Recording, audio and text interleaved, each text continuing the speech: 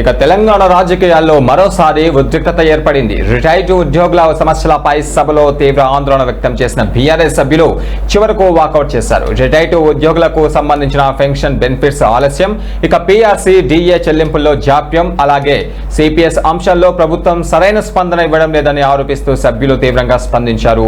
ప్రభుత్వం ఉద్యోగుల పట్ల మోసపూరిత వైఖరి అవలంబిస్తుందని ఆరోపిస్తూ సభలో నిరసన వ్యక్తం చేశారు.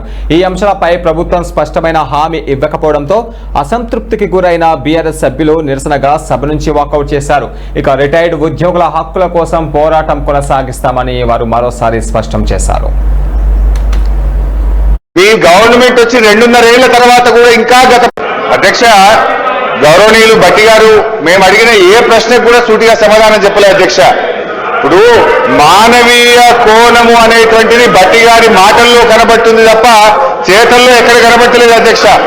అధ్యక్ష మేము ఈరోజు సూటిగా 5 డిఏలు ఎప్పట్లోకి ఇస్తారు, పీఆర్సీ ఎప్పట్లోకి అమలు చేస్తారు, సిపిఎస్ ఎప్పట్లోకి అమలు చేస్తారని సూటిగా అడిగాం అధ్యక్ష.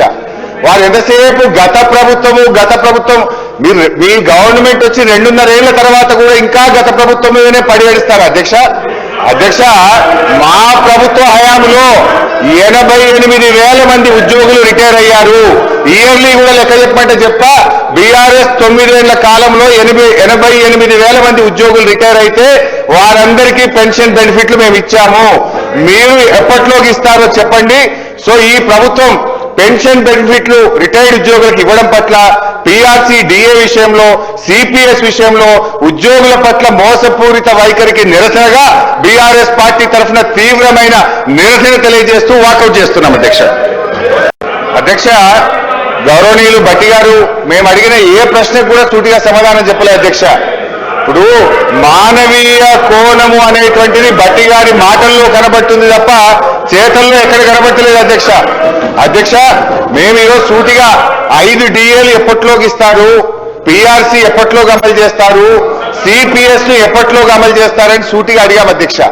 వారు ఎంతసేపు గత ప్రభుత్వం మీ గవర్నమెంట్ వచ్చి 2.5 ఏళ్ల తర్వాత కూడా ఇంకా గత ప్రభుత్వం మీదనే పడివేడిస్తారు అధ్యక్ష.